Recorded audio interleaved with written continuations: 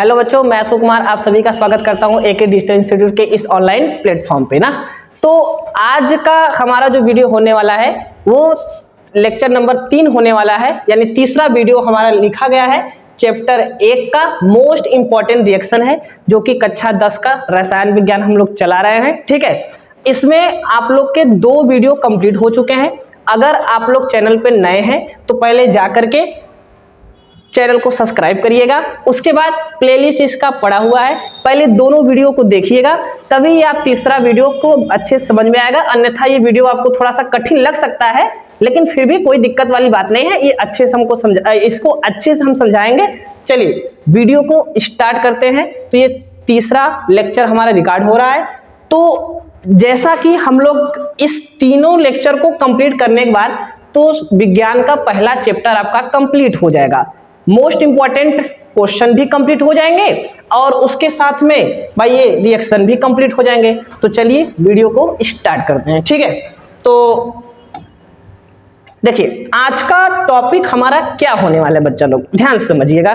ठीक है, तो हम लोग ने क्या क्या पढ़ा, पहले तीनों वीडियो के जिक्र कर लेते हैं फ्लो में। 2 मिनट लगेगा, उससे ज्यादा समय नहीं लगेंगे। देखिए हमने पहले पढ़ा संयोजन क्रिया, उसके बाद पढ़ा वियोजन क्रिया, उसके बाद पढ़ा विस्थापन क्रिया, उसके बाद क्या पढ़ा हम लोग द्विविस्थापन, अपचयन, उपचयन। ठीक है, अब उसके बाद हम लोग क्या पढ़ने वाले हैं, रेडॉक्स क्रिया।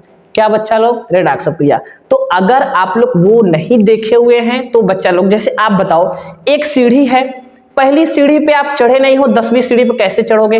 दोनों वीडियो आप पहले देखिएगा आराम से, तब ये तीसरा वीडियो आपको बहुत ज्यादा समझ में आएगा। ठीक है, तो चलिए देखते हैं मोस्ट इंपॉर्टेंट रिएक्शन रेडॉक्स अभिक्रिया। देखिए इसको एक नाम से और जानते हैं, क्या नाम होता है, ध्यान समझिए।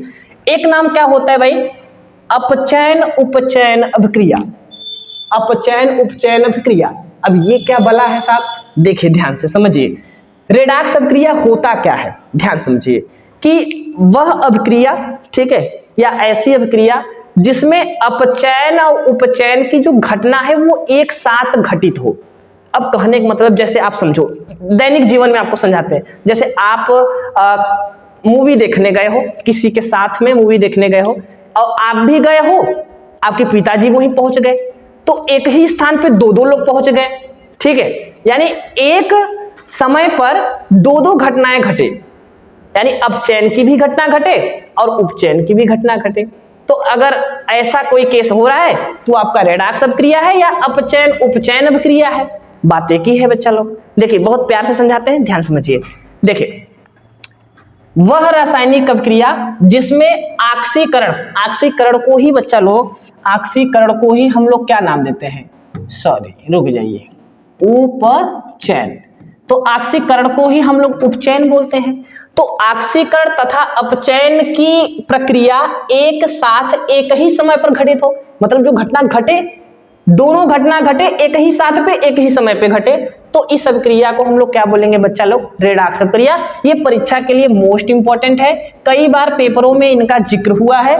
ठीक, और हो सकता है कि इस बार आ जाए, तो इसलिए आप इसको बहुत बढ़िया से देखिएगा। तो देखिए हमने बताया था, अब कहोगे सर ऑक्सीकरण क्या होता है, अपचयन क्या होता है, एक बार समझा दो।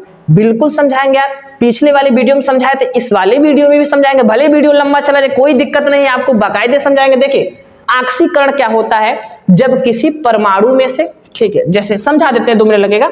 जब किसी परमाणु में से, जैसे मान लीजिए सोडियम है, क्या है बच्चा लोग, सोडियम, सोडियम में परमाणु है, ये अपना एक इलेक्ट्रॉन किसी को दे देता है। भाई देखो बहुत सोडियम जो है बहुत धनी आदमी है, क्या करता है कि चलो भाई हम क्या करते हैं, हम किसी को दे देते हैं इलेक्ट्रॉन। तो ये अपना एक इलेक्ट्रॉन किसी को दे दिया, ठीक, मान लेते हैं इलेक्ट्रॉन दे दिया, तो इसके ऊपर एक प्लस आ गया। अब ध्यान समझो, इसके पास कितना इलेक्ट्रॉन था, ये 11 नंबर का तत्व है, इसका इलेक्ट्रॉनिक विन्यास निकालेंगे 2 8 1, 2 8 10 और 1 11, एक दे दिया तो कितना बचा, 2 8। अब एक बात जरा मेरी बात समझो, ये अपने परमाणु में से इलेक्ट्रॉन निकाल दिया क्या, तो अपने परमाणु में से जब इलेक्ट्रॉन निकाल देते हैं तो वहां कौन सा केस होता है, वहां पे होता है बच्चा लोग ऑक्सीकरण। क्या होता है, ऑक्सीकरण। अब कहोगे सर बहुत अच्छी बात है, अपचयन भी समझा दीजिए, उसको भी देख लीजिए। जब देखिए ये किसका परमाणु है, परमाणु है क्लोरीन का, परमाणु क्रमांक क्या होता है भाई 17 नंबर होता है। इलेक्ट्रॉनिक विन्यास निकालोगे 2 8 7, 2 8 10 और 7 17। ये कहता है साहब मैं गरीब आदमी हूं, ठीक है, मैं गरीब आदमी हूं, अब मुझे 1 इलेक्ट्रॉन चाहिए 8 अपना पूरा अष्टक करने के लिए। तो ये किसी से 1 इलेक्ट्रॉन ले लिया, चलो साहब हमने 1 इलेक्ट्रॉन दे दिया, कोई भी आदमी इसको दे दिया, तो Cl के ऊपर माइनस हो गया। इसके पास इलेक्ट्रॉन कितने हुए, अभी थे 2 8, 1 इलेक्ट्रॉन ले लिया तो कितना हो गया 8। अब बताओ 2 8 10 और 18 हुए कि नहीं।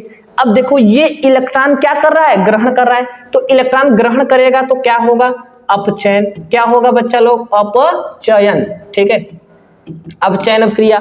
तो ध्यान समझिए कि जिसमें जो इलेक्ट्रॉन जिसमें से निकलते हैं वो ऑक्सीकरण, इलेक्ट्रॉन ग्रहण करते हैं तो अपचयन, ठीक है। अब इलेक्ट्रॉन ग्रहण करना और निकलना दोनों प्रक्रिया अगर एक साथ होगी तो आपका क्या कहलाएगा, रेडॉक्स। तो चलिए रेडॉक्स समझते हैं, बहुत जल्दी जल्दी समझेंगे हम लोग। जहां आप लोग को नहीं समझ में आएगा वहां कमेंट करिएगा, ठीक है। तो देखिए वह रासायनिक अभिक्रिया जिसमें ऑक्सीकरण, समझा दिए, मत कहना कि सर आप समझाते नहीं हो, कोई बात आया कहते हैं पिछले वाले वीडियो में देख लेना, नहीं समझाएंगे। ऑक्सीकरण तथा अपचयन की प्रक्रिया एक साथ और एक ही समय पे क्या हो, घटित होती है, तो इस अभिक्रिया को हम लोग कौन सी अभिक्रिया कहेंगे, रेडॉक्स अभिक्रिया कहते हैं। बताओ कोई दिक्कत है, नहीं है। चलो देखो यहाँ एक उदाहरण ले लेते हैं, देखो ना ध्यान से। Zn है, CuSO4 है, अभी ऊपर नहीं समझ में आएगा, नीचे देखो, ये साहब Zn है, कहोगे हाँ सर Zn है, बहुत अच्छी बात है। ये साहब कॉपर सल्फेट है, कहोगे अच्छी बात है भाई। चलो दोनों को ले लेते हैं, देखना ध्यान देखना, ये Zn अधिक क्रियाशील होता है किससे, कॉपर से, कॉपर से अधिक क्रियाशील होता है। चलो तो ये क्या करेगा, इसके यौगिक से इसको क्या कर देगा, विस्थापित कर देगा। देखो ये सब बनाते नहीं है, अभी और बनाएंगे तो ज्यादा समझ में आएगा। तो देखिए Zn बना दिया आपका ZnSO4 और प्लस क्या बना है Cu। अगर आपको अगर याद होगा विस्थापन अभिक्रिया, तो विस्थापन अभिक्रिया में हमने ये बताया था ना, विस्थापन अभिक्रिया क्या होती है, तो उसी का एक उदाहरण है यहाँ पे, देखिएगा ध्यान से। अभी बताओ ये ऐसे है, इलेक्ट्रॉन जिंक का है, इलेक्ट्रॉन किसी से दिया नहीं है, किसी से लिया नहीं है, अकेले है। जिंक क्या करेगा, जब अपना इलेक्ट्रॉन किसी को देगा, ये वाला इलेक्ट्रॉन लिया है तो उसके साथ में जुड़ेगा, 2 इलेक्ट्रॉन ये किसी को क्या कर रहा है, त्याग कर रहा है। तो जब 2 इलेक्ट्रॉन त्याग करेगा तो जिंक का यहाँ क्या हो रहा है, ऑक्सीकरण।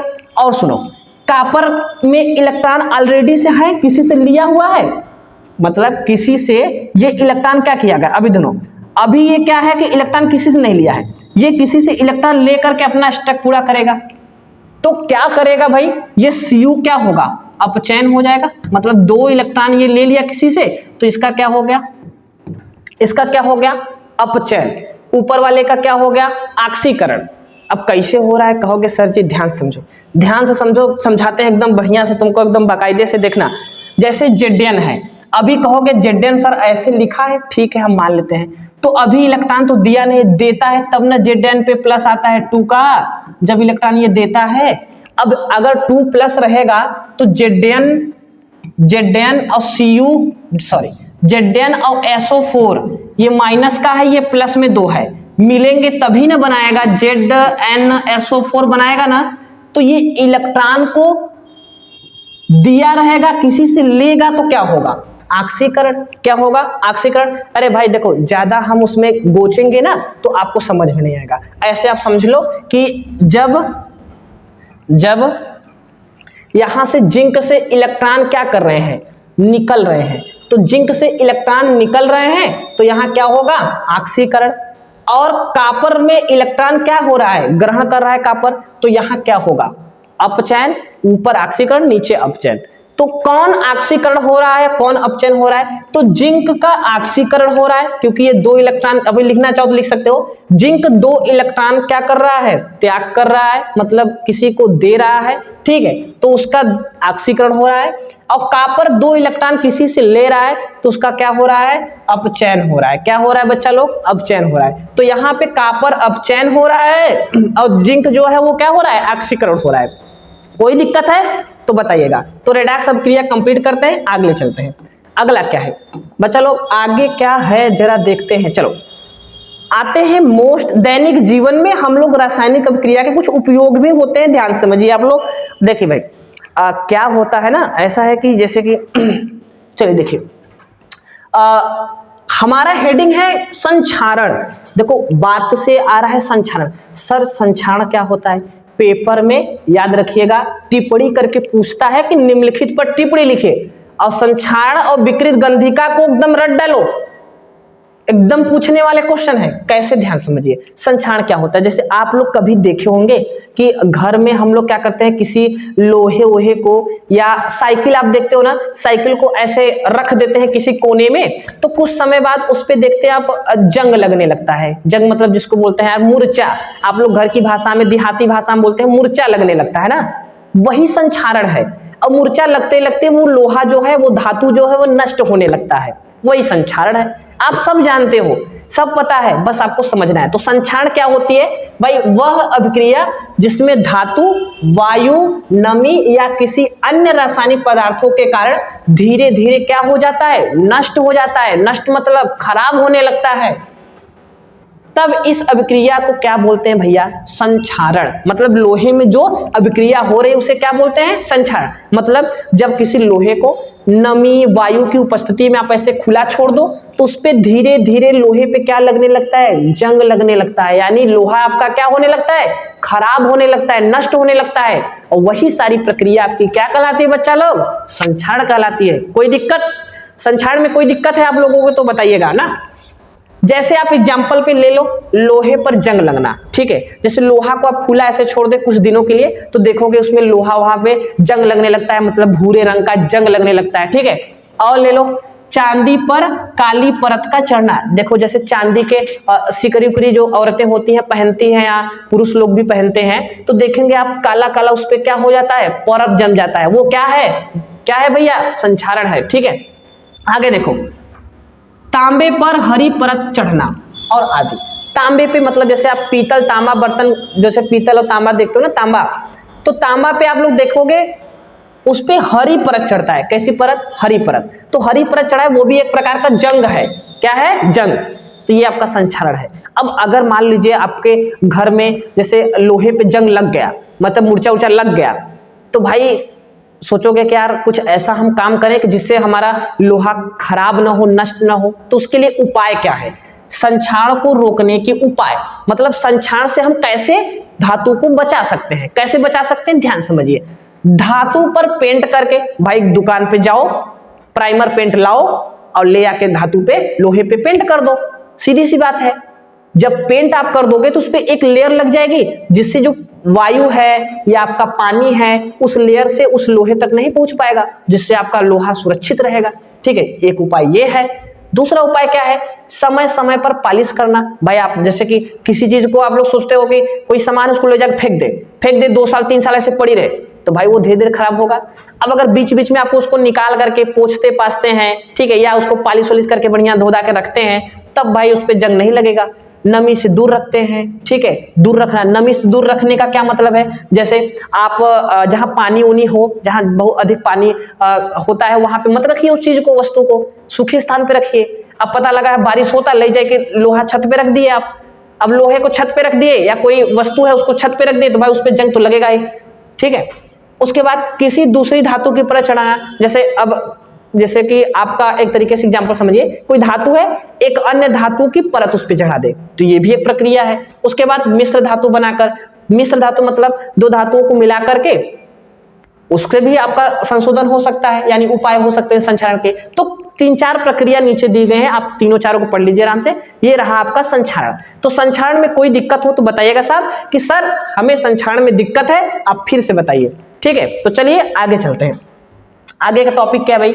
बस लास्ट टॉपिक है, ठीक है, विकृत गंधिता। ये भी मोस्ट इंपॉर्टेंट है, पेपर की दृष्टि से महा इंपॉर्टेंट है साहब, क्योंकि ये पेपर में आया हुआ है।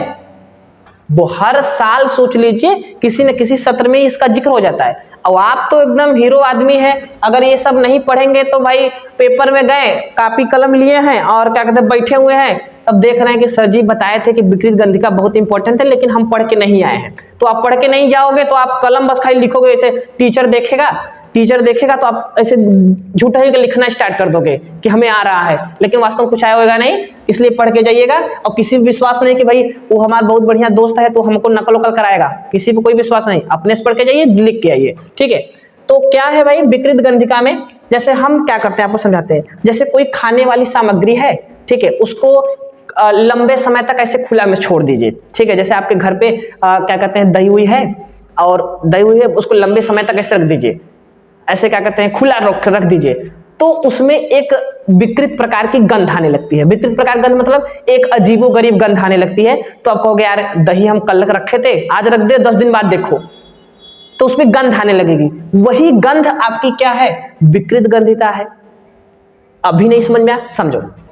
खाने वाले पदार्थों में वसा के कारण उनका स्वाद कैसा हो जाता है, बदल जाता है। यानी उनमें क्या आने लगती है बच्चा लोग, एक प्रकार की गंध आने लगती है। इसे ही क्या बोलते हैं, विकृत गंधिता कहते हैं। मतलब जब हम खाने वाली किसी वस्तु को लंबे समय तक ऐसे खुला छोड़ दें, तो खुला छोड़ने पे उस पे एक प्रकार की गंध उत्पन्न हो जाती है, जिसे हम लोग क्या बोलते हैं, विकृत गंधिता कहते हैं। बहुत इजी है यार, तुम्हारे दैनिक जीवन में जो सब उपयोग कर रहे सब वही तो है, ध्यान समझो। और भी लिख सकते हो, उसमें क्या लिख सकते हो कि जब खाने वाले पदार्थ अधिक समय तक खुले में रखे रहते हैं तो उनका ऑक्सीकरण हो जाता है। ऑक्सीकरण होने के कारण उनमें क्या आने जाती है, और वे खराब हो जाते हैं, ठीक है। जैसे ऑक्सीकरण हो गया तो भाई सीधी सी बात है, जैसे आज आपने क्या कहते हैं पनीर बनाया, आज पनीर बनाया और 1 महीना बाद खा रहे हो उसको, भाई स्वाद वही रहेगा क्या, आज और 1 महीना में स्वाद वही रहेगा। पहले बात आप खाओगे नहीं, 2 दिन का आप खाओगे नहीं, कल खाना बना आज मम्मी देगी खाने के लिए, खाओगे नहीं, कहोगे गंध आ रही है, महक गया है, ऐसा हो गया वैसा हो गया। तो वही सब है विकृत गंधिका, ध्यान समझिए, ठीक है बच्चा लोग। चलिए उदाहरण देख ले, जैसे पनीर व दूध को कुछ समय बाद पनीर व दूध कुछ समय बाद गंध देने लगते हैं। जैसे पनीर हो दूध हो, उनको आप ऐसे खुला छोड़ दीजिए तो उनमें एक प्रकार से क्या आने लगती है, गंध आने मतलब गंध आने लगती है। वही प्रक्रिया आपकी क्या कहलाती है बच्चा लोग, विकृत गंधिता। कोई दिक्कत, चलिए आगे चलते हैं। दिक्कत हुआ करे ना तो कमेंट किया करो, सर जी हमें नहीं समझ में आया था, ठीक है, तो फिर से समझा देंगे भाई। चलो और एक बात, पढ़ तो रहे हो ठीक है, एक काम करते भी जाना, ज्यादातर जितने भी आपके फ्रेंड्स हैं उनको ये वीडियो शेयर करते रहिए, लाइक करते रहिए, कमेंट करते रहिए। जिस टॉपिक पे आपको वीडियो चाहिए उसको कमेंट करिए, सर हमें इस पे हमें वीडियो चाहिए, हम आप बना के आपको देंगे, ठीक है। और ज्यादा बच्चों तक शेयर करिए, उनसे बोलिए कि चैनल को सब्सक्राइब कर ले हमारे, ठीक है। अगर 2 वीडियो भी अभी हमारा 2 वीडियो जो लेक्चर रिकॉर्ड हुआ है वो आप अगर नहीं देखे हो तो डिस्क्रिप्शन में उसका लिंक दे देंगे, आप जाके वहां से आराम से देख लीजिएगा। चलिए नेक्स्ट टॉपिक देखते हैं, फिर बात करते हैं आप लोगों से। चलिए अब भाई खाना खराब हो जाता है तो उनसे बचने के लिए हम कुछ भाई उपाय तो ढूंढेंगे। विकृत गंधिका को रोकने के उपाय क्या क्या हो सकते हैं देख लेते हैं ना। खाने वाले पदार्थ को कहाँ रखते हैं भैया, पहली बात तो खाने वाले पदार्थ, भाई खाने पीने में आप लोग तो माहिर आदमी हो, खाने वाले पदार्थ को फ्रिज में रखना, ठीक है बच्चा लोग ध्यान समझिए। खाने वाला जो पदार्थ होता है उनको आप ले जाके कहाँ पे रखते हो, जैसे अब मम्मी शाम को खाना बनाई, अब उसी को आपको सुबह खिला के भेजेंगे स्कूल, तो ले जाके फ्रिज में रख देती हैं तो खाना सही रहता है। और ले जाके छत पे रख दी तब छत पे रख देंगे तो फिर आप कहोगे नहीं हम नहीं खाएंगे, ठीक है। दूसरी चीज क्या, पके हुए भोजन को सीधे सूर्य के प्रकाश से बचाना, ध्यान समझिए। जो भोजन आप पका के रखोगे उस पर सूर्य का प्रकाश नहीं पड़ना चाहिए, क्योंकि सूर्य का प्रकाश अगर पड़ेगा तो भोजन फिर आपका खराब हो जाएगा ना। पदार्थ को वायु रोधी बर्तन में रखना, ठीक है, जहां पे वायु वगैरह अधिक मात्रा में ना जाए वहां पे उस बर्तन में रखना। जैसे आप रोटी वोटी जानते हो ना, क्या कहते हैं बना देती है मम्मी, तो एक बढ़िया तो जैसे कि ढकने वाले में बढ़िया रख देती हैं, ठीक है, तो वो सबका बर्तन का यूज करना। आलू के चिप्स, एक टॉपिक और है, यहाँ से एक क्वेश्चन सर बनता है, ध्यान समझिए। कौन सा क्वेश्चन है, आलू के चिप्स के पैकेट में नाइट्रोजन गैस का भरना। जैसे आलू के चिप्स, जो चिप्स होता है ना ये, उसके पैकेट में कौन सी गैस भरी होती है, पेपर में पूछता है कि आलू चिप्स के पैकेट में कौन सी गैस भरी जाती है, तो वह कौन सी गैस भरी जाएगी भैया, नाइट्रोजन गैस। कौन सी gas, nitrogen gas. Most important है, बहुविकल्पी में कहीं ना कहीं क्या कर लेता है, पूछ लेता है, ठीक है। तो कोई दिक्कत हो तो बताइए, आगे चले। तो यहाँ पर हमारा ये चैप्टर कंप्लीट होता है। ठीक है, ये पहला चैप्टर कंप्लीट हुआ। रिएक्शन के 3 सीरीज आए, फर्स्ट, सेकंड, थर्ड, तीनों देख जाइए। चैप्टर 1 गारंटी लेते हैं कि चैप्टर 1 के मोस्ट टॉप 10 रिएक्शन आपके कंप्लीट हो चुके हैं। ठीक है, तो अब आपको नेक्स्ट टॉपिक पे किस टॉपिक पे वीडियो चाहिए आप लोग कमेंट करिएगा कि सर हमें इस टॉपिक पे वीडियो चाहिए, तो हम उसको वीडियो को बना के अपलोड कर देंगे, आप लोग देख लीजिएगा। ठीक है, और आपसे एक और बात कहते चलते हैं। ठीक है, तो अभी तक आप लोग हमारे चैनल पे नए हो तो चैनल को सब्सक्राइब करिएगा, लाइक करिएगा, कमेंट करिएगा, ज्यादा से ज्यादा बच्चों तक क्या करिएगा, शेयर करिएगा। ठीक है, और शेयर ही नहीं करना है, उनसे बोलना है कि यहाँ पे एके डिजिटल इंस्टीट्यूट के इस ऑनलाइन प्लेटफॉर्म पे हम 100 में 100 की तैयारी आपकी कराने वाले हैं। पेपर से पहले, बोर्ड एग्जाम से पहले आपकी 100 में 100 की तैयारी हम कराएंगे, इसकी गारंटी हमारी है। बस आप हमारे चैनल से जुड़ जाइए, बस 100 में 100 आ जाएगा। ये लिखित आपको देंगे, प्रमाण सहित देंगे आपको कि ये पेपर में जो बताएंगे पेपर में आएगा, इतना समझ लो बस। ठीक है, तो बच्चा लोग आज के लिए इतना ही, मिलते हैं नेक्स्ट वीडियो में आप लोगों से, तो धन्यवाद।